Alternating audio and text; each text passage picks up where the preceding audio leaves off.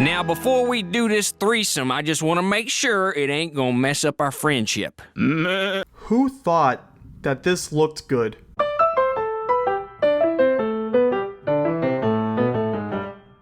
When it comes to animation, you can encounter varying quality of art style. Some amazing, others a bit generic. And then there's stuff like this. Yeah, I'm gonna be talking about the third category mostly. Brickleberry and its various reskins are the first to come to mind. It's clear that the art style is pretty derivative of Family Guy, which isn't exactly the most impressive when it comes to character design. They're like in the same line of evolution. Family Guy is just above Go Animate's art style, and Brickleberry is somehow at the bottom of the evolutionary ladder. They're below Go Animate. How the hell do you manage to make a show look more mediocre than an animation tool designed to be as simple and streamlined as possible? Doesn't help that this show and its various offshoots have some of the worst writing in television. Hold on. Is this gonna be more like Futurama or Rick and Morty? It's gonna be more like shut the fuck up. The joke here is that the kid referenced two far more successful sci-fi comedies, and then the grown man swears at the child. That's top-notch quality right there. Fuck yeah. Big Mouth is another show that comes to mind. Look at this creature. This looks like if Gollum got lip filler and was raised in Nassau County. I understand that the show is called Big Mouth, but you didn't need to portray that literally. There's also underage talking vaginas in this show, which that's just foul.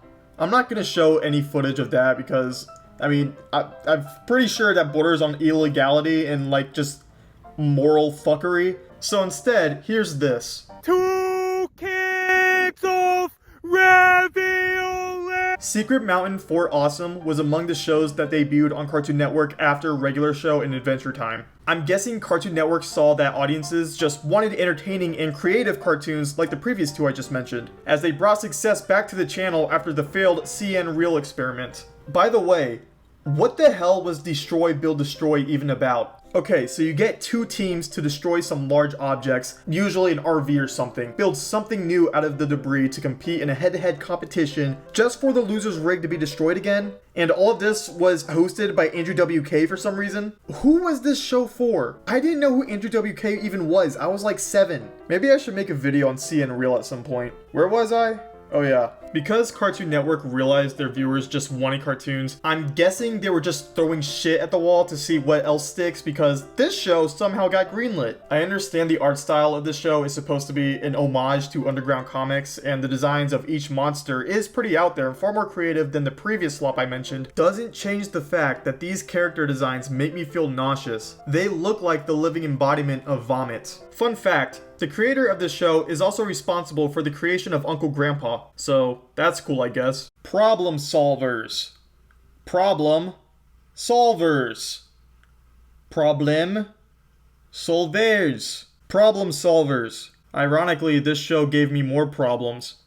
That being cataracts. The character designs are already pretty unappealing in my opinion, but to add insult to injury, the creator of the show, or the showrunners, decided to set the saturation of the screen at like 500. Don't get me wrong, I don't mind a saturated color palette. Many times, it can actually help a show stand out. Personally, I love the British show with bright colors and excessive violence. Well, we could say suicide, but it'll be a bit of a stretch. But the Problem Solvers take saturation to the extreme. I would actually get headaches from watching this show. That's how much strain it put on my eyes. Also, what is Alfie supposed to be? Is he a giant shit? Like, I know that they changed the character designs in season 2 and they gave Alfie more of a furry texture to like kind of differentiate him from the shit allegations, I guess. That did not make any grammatical sense, I apologize. But what the hell is he? You know what, fuck it. In my headcanon, he is just a living piece of shit. Enough with the Problem Solvers.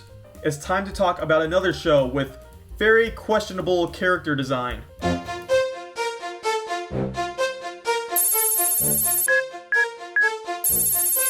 Whoa, okay, calm down. Just hear me out, okay? From what I remember, Code Lyoko was a fire show. And before some of you go on to talk about how, oh, I'm an '02 baby, and this show first aired in the US in 2004, so there's no possible way I can remember any of it, you do realize things called reruns in home media exist, don't you?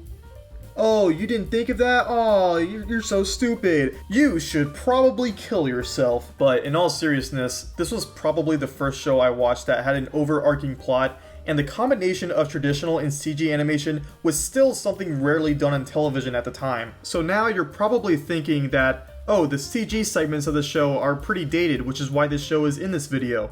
To be honest, I think the CG segments are pretty solid. Sure, they're not perfect, but they're certainly leagues above other CG animations that released in the early 2000s. So what is it then? It's the big ass foreheads. Do these people live near a chemical waste dump that gave them all comedically large brain tumors or something? I mean, okay, this show was made in France. Do French people just look like this? Why are their heads so big? They look like fucking Megamind. Hello, loyal viewers. Fuck you! You are not real! All of this does not fucking exist! I fucking hate you! Nobody should have foreheads this big. It's a biological anomaly. Somebody should do something about it. These people deserve to be killed. Fun tidbit, growing up, I could never tell if Odd was a boy or a girl. He wore a sweater with a midriff. I wasn't exposed to a lot of androgynous styled characters at the time. This is indeed a true story. Yes, I am fully aware that simply wearing an ill-fitting sweater is not a basis for androgyny. There's gotta be somebody out there that was also very confused about the gender identity of cartoon characters when they were a kid. I can't be the only one, right? Please tell me I'm not the only one. Code Lyoko is a great show.